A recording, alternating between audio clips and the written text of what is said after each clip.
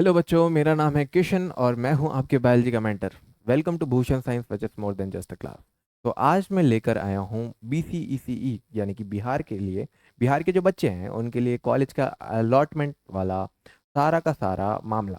मतलब कि आपका अलॉटमेंट कब होने वाला है और साथ ही साथ में आपको कौन से डॉक्यूमेंट्स लगेंगे और क्या क्या चीज़ें आपको देखने को मिलेगी, सभी बातें मैं आज इस सेशन में करने वाला हूं। तो चलिए मैं आपको थोड़े और डिटेल में लेकर के चलता हूँ कि किस तरीके से चीज़ें आपको देखने को मिलेंगी। चलिए,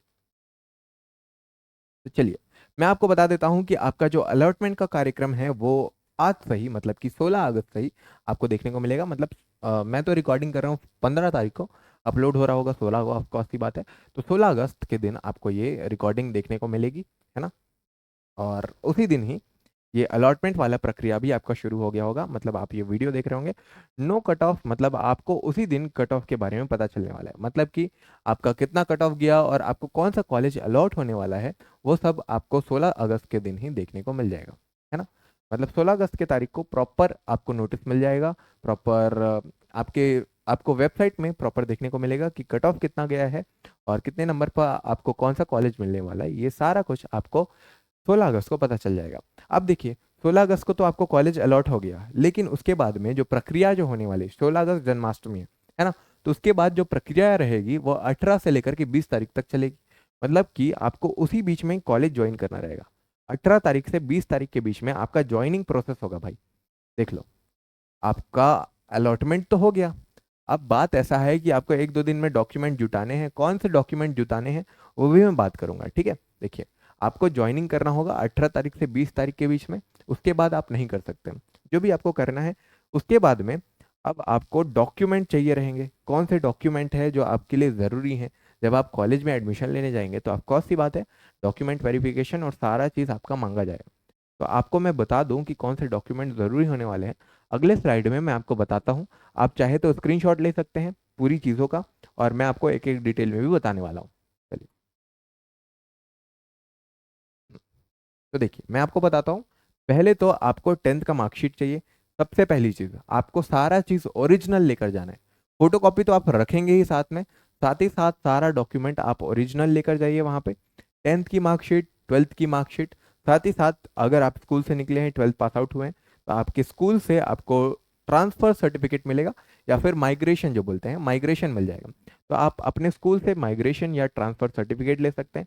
साथ ही साथ आप जिस स्कूल से पढ़े हैं वहाँ से आपको कैरेक्टर सर्टिफिकेट भी दिया जाएगा प्रिंसिपल के सिग्नेचर के द्वारा, कि आपका स्वभाव और व्यविचार कैसा था, ये आपको कैरेक्टर सर्टिफिकेट आपका वो बताएगा, ठीक। फिर उसके बाद में आप कौन से कास्ट से हैं, SC caste, SC ST OBC general, तो सबका कास्ट सर्टिफिकेट लगेगा, है ना।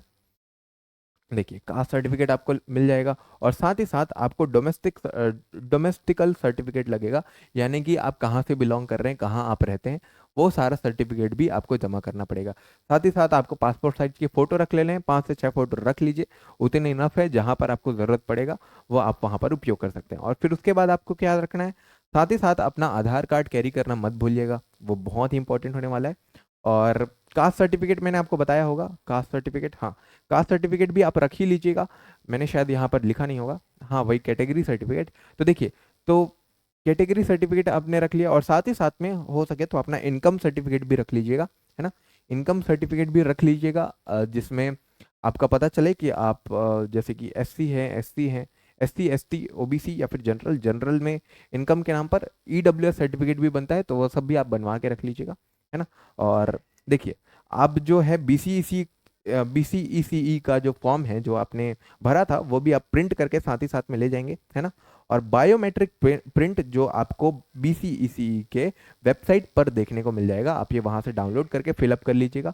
और साथ ही साथ जो आपका रिजल्ट रहेगा, जिसके थ्रू आपको अलॉटमेंट हुआ है कॉलेज, जिस कॉलेज में आपको मिला है जो कॉलेज, तो वो रैंक कार्ड आपको लेकर जाना है, मतलब आपका रिजल्ट आपको लेकर जाना है, ताकि आप वो कॉलेज में सबमिट कर सके। साथ ही साथ जो एग्जाम में बैठने के लिए आपको एडमिट कार्ड लगा था, वो भी आप रख लीजिएगा। और अगर बात की लाइन, आपने ड्रॉप लिया था 12th के बाद, आपका गेप रहा है 1 साल 2 साल जितने साल का भी, तो आप कोर्ट में जाइए, और कोर्ट में जाने के बाद जो 50 रुपये का स्टैम्प पेपर रहता है, 50-100 रुपये का जैसा भी रहता है, तो उसमें जाकर के आप नोटरी बनवाइए, जिसमें आपका लिखा होगा कि 12th से इतने साल तक जितना भी आपका गेप हो, इतने साल तक मैंने इस चीज़ की तैयारी की है या मैंने ये किया है करके आप लिखेंगे, और वो गेप सर्टिफिकेट बन जाएगा और वो मान्य होगा। तो वो गेप सर्टिफिकेट भी आपको लेकर जाना होगा अगर आप 12th के बाद गेप किए थे, आप ड्रॉप पढ़ते तो। चलिए, यहाँ तक आपने जान लिया। अब बात करता हूँ मैं फीस स्ट्रक्चर के बारे में, मतलब कि आपको वहाँ जाना है तो कितने पैसे लेकर के जाना है।